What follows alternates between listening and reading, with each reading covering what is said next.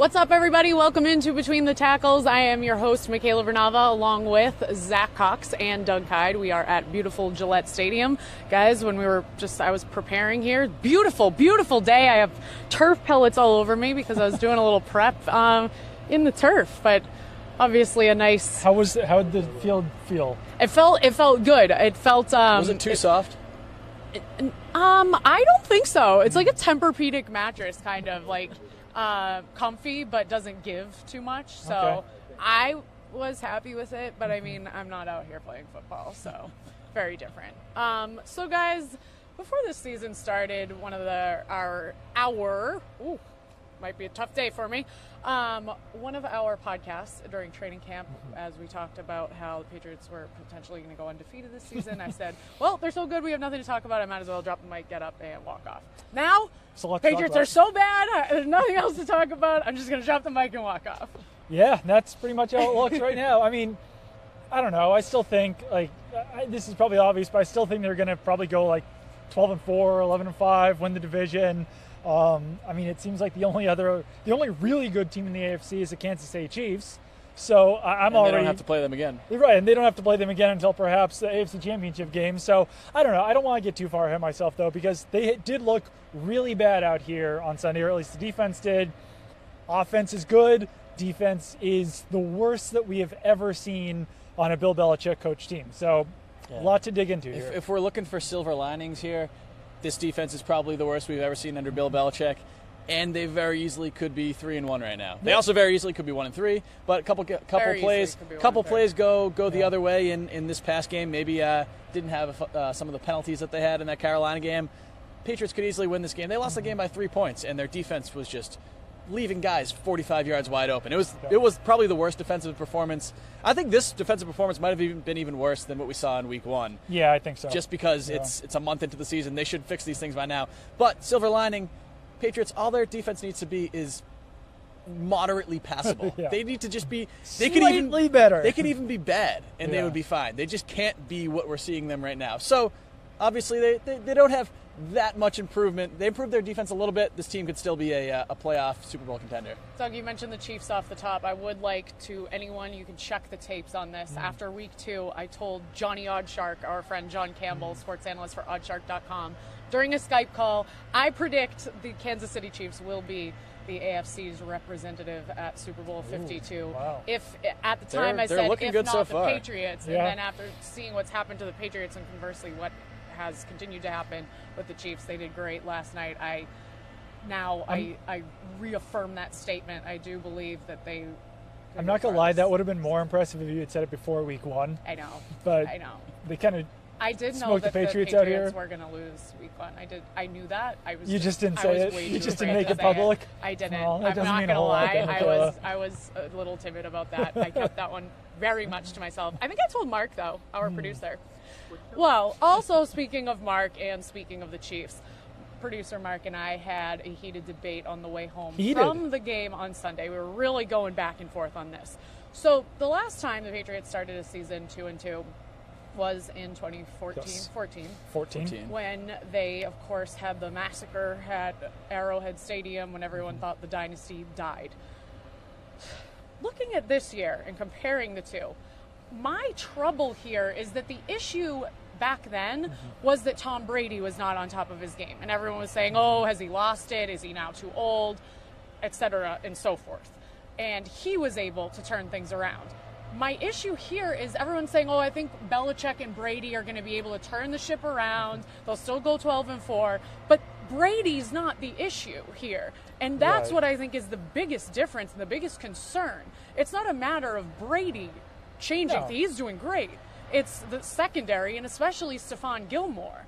And that's my... I almost think that's... get real heated about this. That's a better situation, though. I mean, this team is built around Tom Brady. If Tom Brady's not Tom Brady, this team falls apart and is a disaster. And unless Jimmy Garoppolo can take over, but that's a different story for a different day. Yeah. The fact that Brady is still playing like Brady at age 40, I think has to give this team a lot of confidence going forward. Yeah. Their defense, and it's really their secondary. They fix their secondary, they're going to be okay. Because the rest of their defense, well, not... But how do they fix the secondary? That's what we're going to have to talk about. The question is. But here's my thought on what you're saying is that the Patriots defense has been almost as consistent as Tom Brady dating back to when Bill Belichick took over this team. They've never ranked below 17th in points allowed for a season. So history suggests, a lot of years of history suggests, the Patriots defense will turn this around this year. Because they're 31st in points allowed right now, never ranked lower than 17th. I honestly, this is probably dumb, but I think the secondary is even going to look better on Thursday. I think that and that's it where I'm only wondering takes a how. couple tweaks. Get the communication better. Because I like that you bring that up. Yeah. That it's historically, and if we're looking historically, that they've had better defenses, and even seasons like last season where they started out rough, and then we thought the wheels were gonna fall off when they traded Collins. That did not happen. They were able to turn it around. Last year's defense was actually good, even though they weren't passing the eye test out there. This is different. You even said it yourself after the game. This is one of the worst defenses you've seen. This is terrible. And now, so with Eric Rowe not doing well, potentially out, and Stephon Gilmore, I mean, just what are the options? I get that it's a few little tweaks, and that's where I'm on the same page as you guys in terms of it's better than losing Tom Brady. But it just seems like, although they're small tweaks, how do you make them? Well, you don't want these mental errors to still be happening in week 4 of the season. But it is important to remember that it is still week 4. It's not as if these mental errors are happening in week 15 or week 16. Stephon Gilmore is new to this defense. The hope, and what the Patriots certainly have to hope, is that he eventually catches on, that the defense finally gets the chemistry that it needs, that the communication issues are fixed. I cannot imagine this happening for 17 weeks because at some point they would just bench Stephon Gilmore and then maybe some of those issues would be fixed on their own.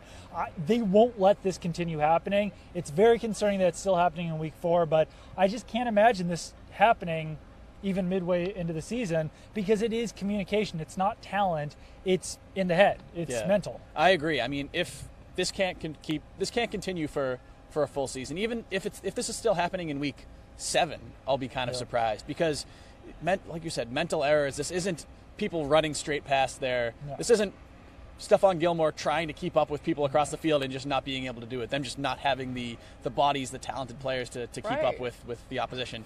It's all in their minds. It's all in kind of getting on the same page, and they're obviously not. Like, it's really. I went over and rewatched the Carolina game, and almost before every single snap, you just see Stephon Gilmore and Eric Rowe and even Devin McCourty just like pointing all over the place, and nobody's set until like a millisecond before the snap, and then 3 guys run with 1 receiver and leave somebody wide open down the sideline.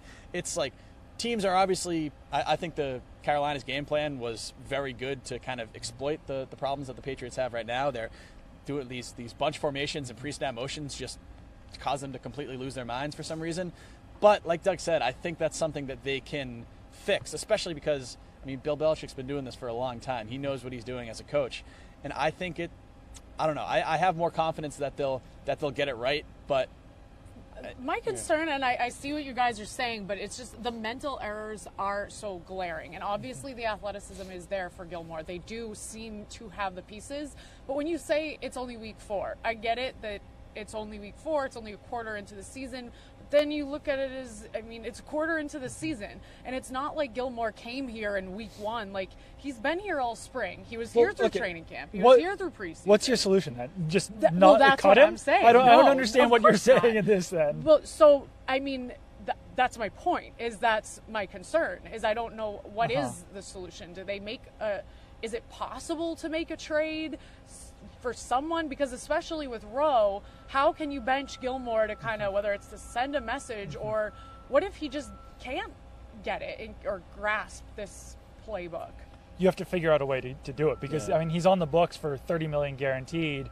He's on the books for a 5-year, $65 million contract. So you can't cut the guy. You can't even really trade the guy. So one way or another, they have to figure this out. And if that means playing zone every game, if that means just sticking him on one guy and saying whatever he does, follow him, one way or the other, they're going to have to figure it out. So what I'm wondering is which is the better solution? Do they just put him in man-to-man all the time?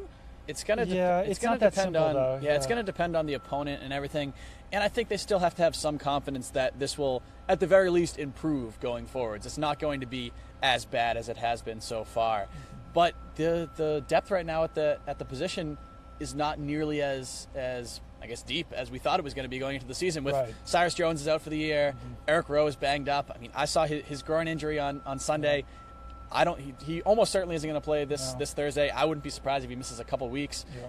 And literally the play that he got hurt on was the play that he replaced Stephon Gilmore. Eric Rowe was in the starting lineup to begin the second half, so obviously the Patriots weren't pleased with what Stephon Gilmore was showing him in the first half. But then you go up, what are you going to do but start Jonathan Jones and have Johnson Batamosi as your third cornerback? Right. You can't really do that. So Stephon Gilmore has to perform, and that's just the way it is right now. I think that further complicating matters here is that Patrick Chung hasn't really looked like himself. So perhaps in the past, you could stick Daron Harmon back at free safety, depend on Patrick Chung to be that strong safety, and maybe move Devin McCourty to cornerback. But that's not really a possibility right now because Patrick Chung is not playing 100% of snaps, and it seems like he's not playing that for a reason because he doesn't quite look like himself. Also, so far. I think we should point out, too, that despite the fact that Stephon Gilmore is, I think, the biggest issue with the secondary right now, he's not the only issue. It's not like everybody else is playing at the top of their game and he's the only one bringing them down. I think he has been, like I said, the most glaring weakness in there. But Malcolm Butler did not have a very good game against the Panthers. Eric Rowe didn't have a very good game before he got hurt. Devin McCourty, I think he's been getting more hate than he deserves this year. I think he's actually been better than people say. He didn't have a particularly good game either. Like you said, Patrick Chung. Yeah. So it's really across the board where it's not like everybody else is playing at 100 and then Stephon Gilmore's playing at a 30 and bringing everyone down. Nobody's really playing well enough up to the expectations that we had for this unit going into the season. I'm glad you brought up Chung because he was a guy that I did realize that you're not hearing much about in terms of in positive terms anyway.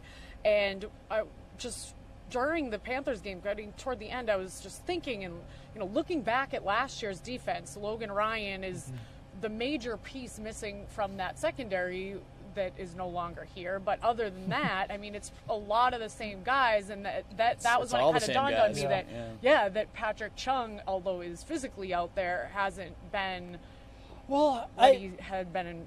I think that Patrick Chung started to tail off a little bit last year too. He wasn't quite as good last year as he was in 2014 and 2015, but I think they really miss Logan Ryan. And I mean, I was the guy's biggest defender in his career here, and it seems like Patriots fans, you don't know what you got till it's gone. And he was an extremely intelligent cornerback. And I'm not saying that Stephon Gilmore is not, but he was a guy who brought a lot of continuity to the Patriots defense. He was great in communication, and that's something that, everyone always praised with Logan Ryan and Devin McCourty. He said, those guys are very important in their communication, blah, blah, blah. And when you're writing about it, you don't really know what it means because you don't see these issues with the Patriots. So it's something that you write and you talk about and you praise a guy for communication when you're like, what the hell does that mean?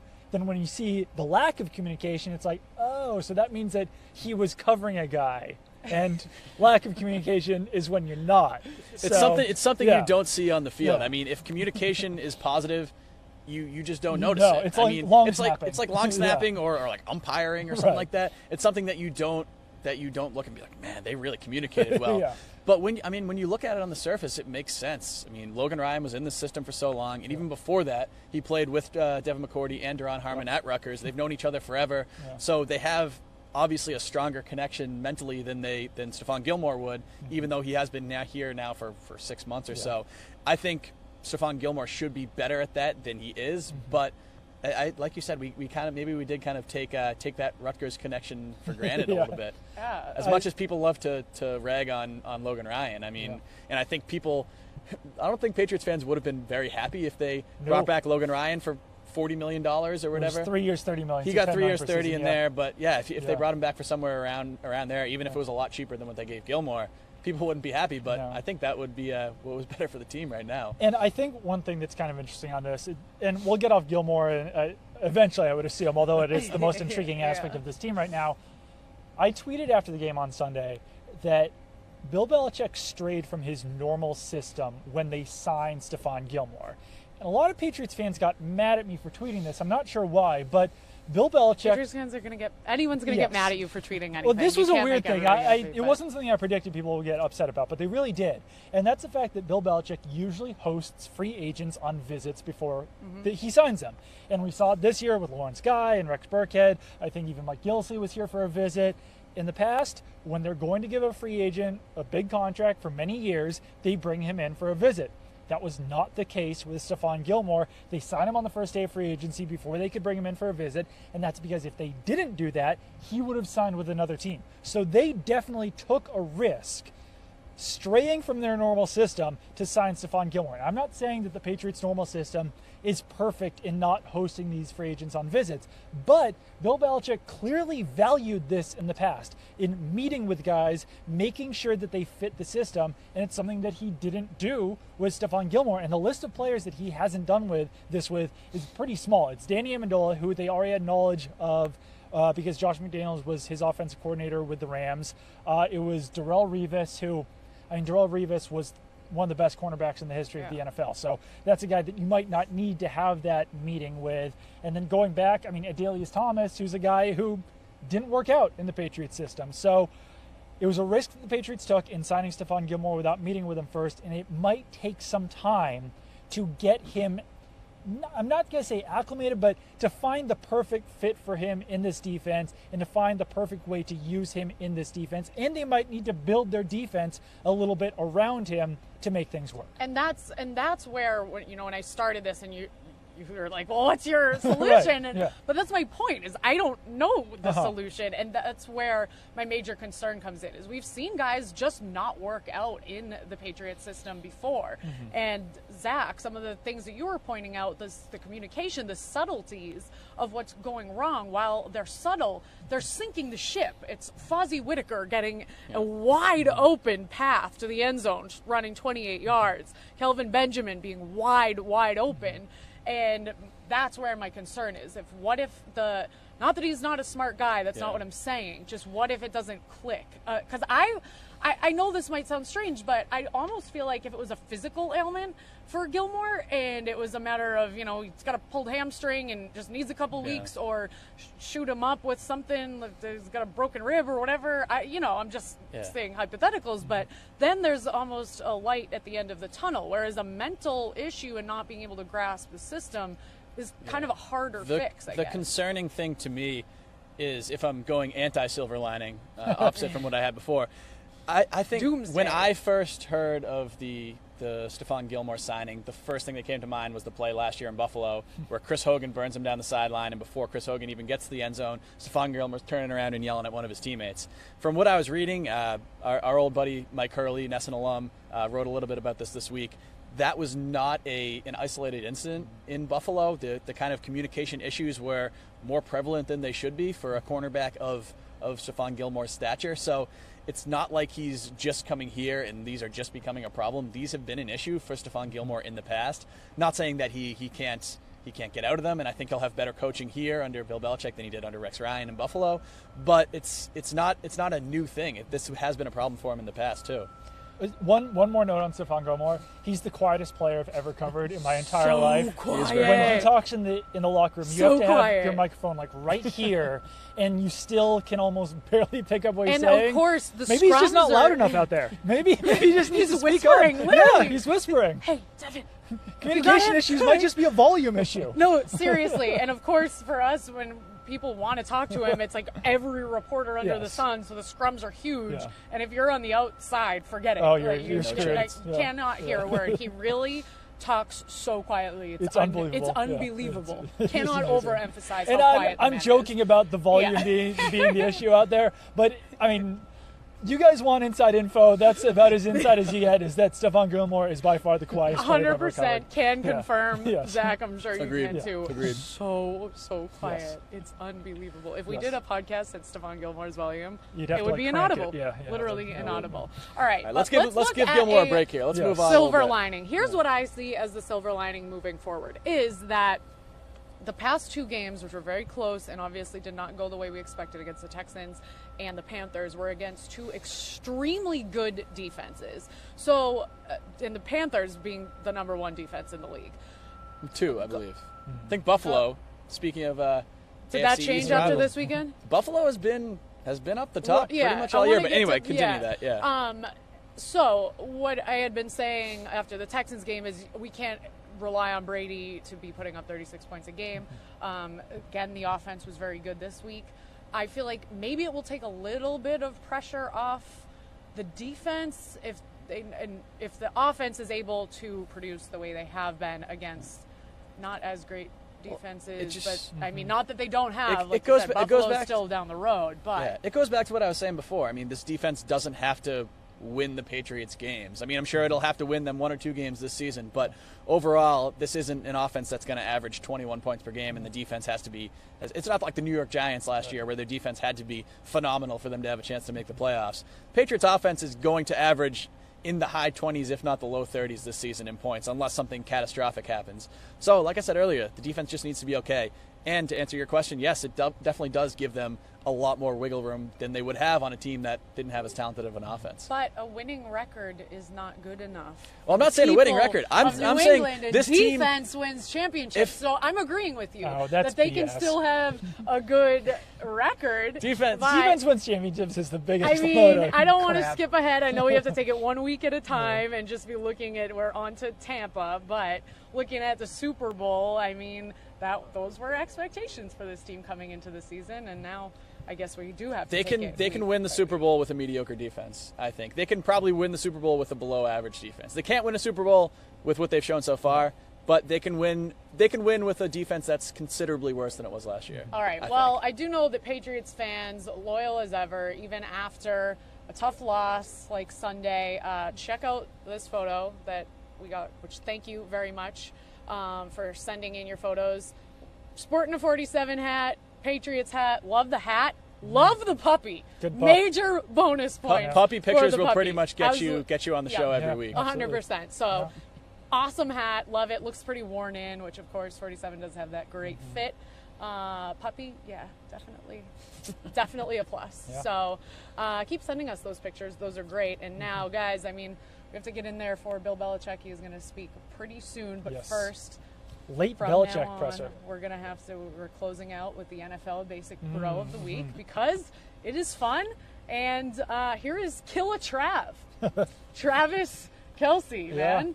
I know his Instagram game is strong on the basic scale. It's a good shirt. Sure. Strong shirt. Have you ever seen that movie Spring Breakers with James Franco? He looks kind of like James Franco in Spring Breakers. He needs the cornrows, but other than that, cornrows, maybe some grills too. But overall, strong style game from Mr. Kelce. Travis Kelce's an interesting player. He does not learn about taunting and getting dumb penalties.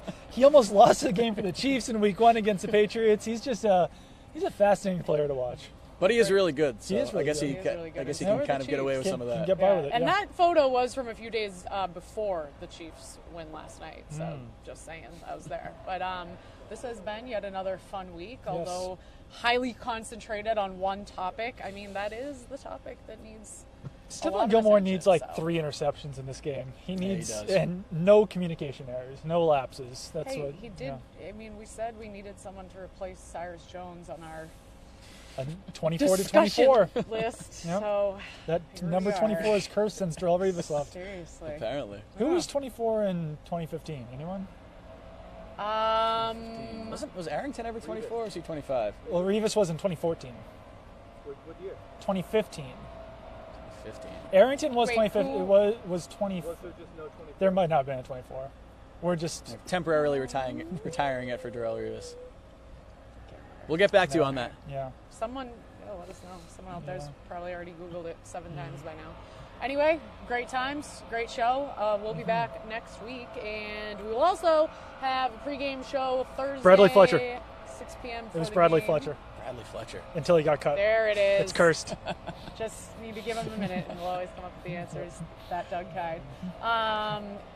Thanks for the answer. But like I was saying, we are going to have a pregame show, so you're definitely going to want to tune into that because we're going to have great stuff like Doug coming up with answers a few seconds late.